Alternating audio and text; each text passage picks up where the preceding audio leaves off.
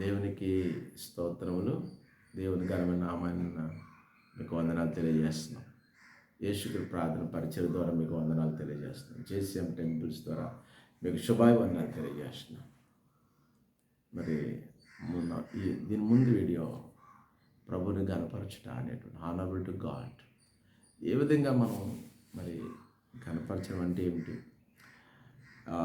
దేవుడు ఎవరిని గణపరుస్తాడు అనే విషయాలు కొన్ని విషయాలు నేర్చుకున్నాం. మరిన్ని కొన్ని విషయాలు ఈ రెండో భాగంలో చూస్తే, మరి సామెతల గ్రంథం 27:18 అంటాడు కదా, యజమానుని మన్నించి వారిని గణపరుస్తాడు. ఈరోజు భర్తకు లేదా భార్యకు యజమాని ఇద్దరు కూడా ఒకటే. ఈ భార్య భర్త ఏం చేయాలి, ఒకరినొకరు క్షమించుకోవాలి. అప్పుడు వారిని ఇద్దరిని గణపరుస్తాడు.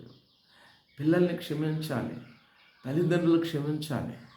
సో ఇలాంటి స్వభావాన్ని కలిగి ఉంటే దేవుడు గణపరిస్తాడు అంటున్నాడు.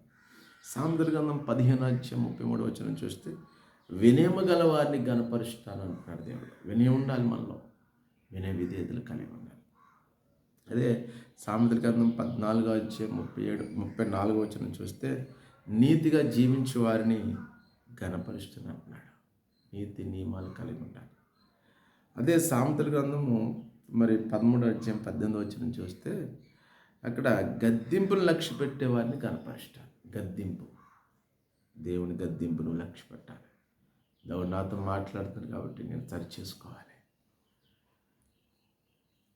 పేతురు రాసిన మొదటి పత్రిక 1:7 అంటాడు కదా, శోధనలకు పరీక్షలకు నిలిచిన వారిని కూడా దేవుడు కనపరుస్తాడు. శోధనలు వస్తాయి, పరీక్షలు వస్తాయి, నిలువు.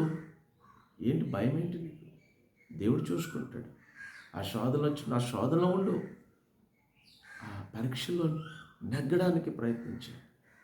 అదేవిధంగా మరి సామెతల గ్రంథం 21:21 నీతిని కానీ దేవుని కృపను అనుసరించే వారిని ఖచ్చితంగా దేవుడు కనపరుస్తాడంట.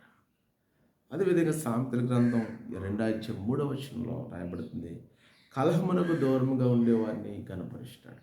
కలహాలు ఉండకూడదు.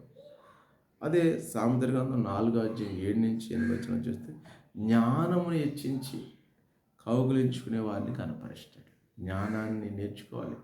వెండి సంపాదించుకుంటే, బంగారం అపరాంజన కోరికంటే దేవుని జ్ఞానాన్ని సంపాదించుకుంటే ఆ జ్ఞానం నేను హెచ్చిస్తుంది అనే విషయాన్ని గమనించు. సామెతల గ్రంథం మరి ఇన్ని విషయాలు చెప్తే, యోబు గ్రంథంలో కూడా 36:7 చూస్తే, నీతిమంతులను రాజులతో కూర్చోబెట్టి వారిని కనపరుస్తాడు.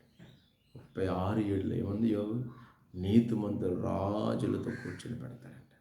సామెతల గ్రంథం 25:27 చూస్తే, దుర్లాభమైన సంగతిని పరిశీలన చేయవారిని కనపరుస్తాడు.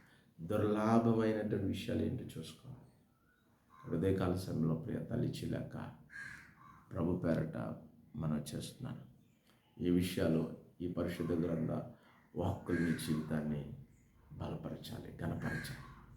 నువ్వెవరైనా సరే, ఒక వ్యాపారివా, ఉద్యోగివా, నువ్వు ఎలాంటి వాడివైనా సరే, ఈ బైబిల్ గ్రంథంలో ఈ మాటలు ఒక్కసారి నువ్వు ఆలోచన చేస్తే, నువ్వు ఘనహీనుడిగా ఉంటున్నావు. నీకు అస్సలు నేను ఎవరో కూడా నేను పట్టించుకోలేదు. ఎప్పుడైతే ఈ విషయాలు నువ్వు అర్థం చేసుకున్నావో ఖచ్చితంగా నీ జీవితంలో మార్పు జరుగుతుంది. కనుక యేసుగారి ప్రార్థన పరిచయాల ద్వారా మీకు వందనాలు తెలియజేస్తున్నాను. మీ ప్రార్థన అవసరాలు కానీ, ఒకవేళ ఇంకా మరిన్ని విషయాలు తెలుసుకోవాలంటే జేసీఎం టెంపుల్స్ ఫేస్బుక్లో మీరు టైప్ చేసిన, యూట్యూబ్ ఛానల్లో మీరు జేసీఎం టెంపుల్స్ మీరు సెర్చ్ చేసిన ఖచ్చితంగా అద్భుతమైన విషయాలు, కొన్ని వందల వీడియోస్ ద్వారా దేవుడు నీతో మాట్లాడతాడు. షేర్ చేయండి, సబ్స్క్రైబ్ చేయండి, అనేకులు ప్రోత్సహించండి. May God bless you. Praise lord.